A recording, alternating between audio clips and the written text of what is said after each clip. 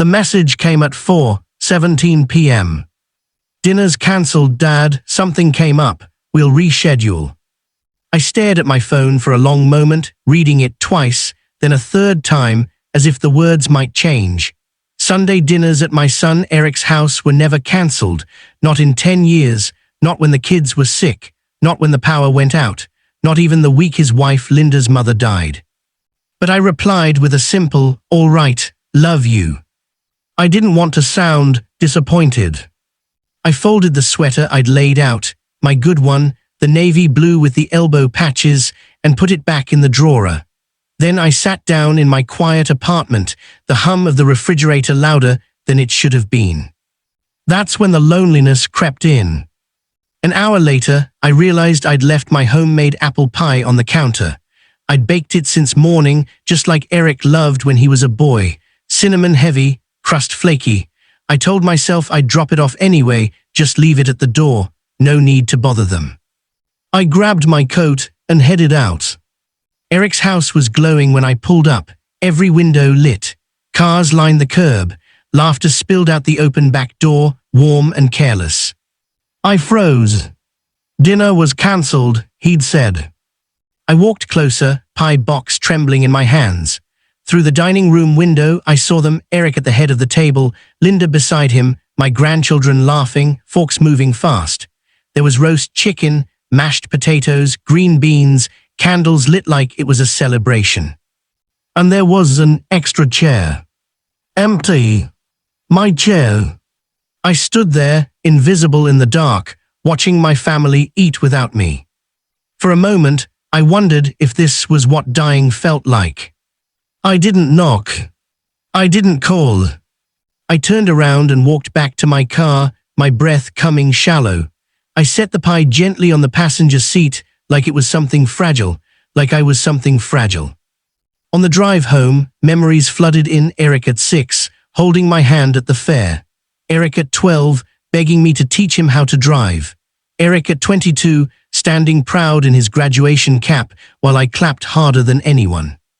I'd raised him alone after his mother passed. 2 jobs, sleepless nights. I skipped meals so he could eat better, sold my tools when money got tight, never once complained. And now I was inconvenient. Back in my apartment, I didn't eat dinner. I sat in my chair, lights off, pie untouched. My phone stayed silent. Until the next morning. "Dad, you didn't come by with the pie," Eric said when I answered. His tone was casual, too casual. "You said dinner was cancelled." A pause. "Oh yeah, that. Hey, Linda's cousin showed up unexpectedly. It was a whole thing." I waited for the apology. "It didn't come." "That's okay," I said instead. "I hope everyone enjoyed themselves." Another pause. Then, "Listen, Dad, maybe it's better if we skip weekly dinners for a while. The kids are busy, things are expensive. You understand, right?" I understood more than he knew. Weeks passed, then months. I saw photos online, family gatherings, birthdays, barbecues I hadn't been invited to. I stopped commenting, stopped liking, stopped hopping. What Eric didn't know was that while he was slowly erasing me from his life, I was quietly preparing something of my own. You see, after retiring, I'd sold the small construction business I ran for 40 years. I never talked about it because money changes how people look at you, but the sale, combined with smart investments, had done well, very well. I lived simply because I wanted to, not because I had to. And one crisp Friday afternoon, I walked into a car dealership just outside the city. The manager recognized my name immediately. "Mr. Ned Harris," he said, shaking my hand, "we've been expecting you." That weekend, Eric received an invitation. Grand opening dinner, Harris Community Center. Hosted by Ned Harris. He called me in a panic. "Dad, what is this?" "Oh," I said calmly, "just something I've been working on." The night of the dinner, the room was full. Local leaders, business owners, families.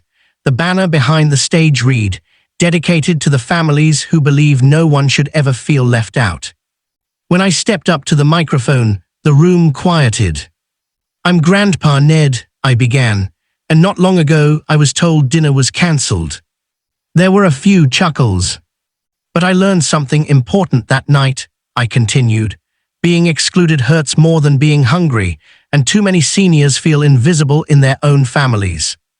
I looked straight at Eric and Linda, seated in the front row. "So this center is for them," I said, "a place where no one gets left outside looking in." The applause was thunderous. Eric didn't clap.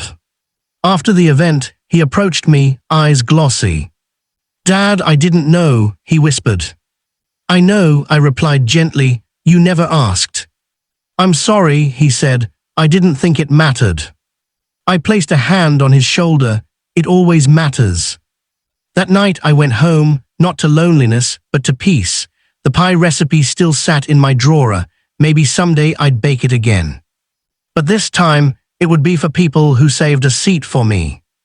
Because I may be Grandpa Ned, but I'm never invisible again.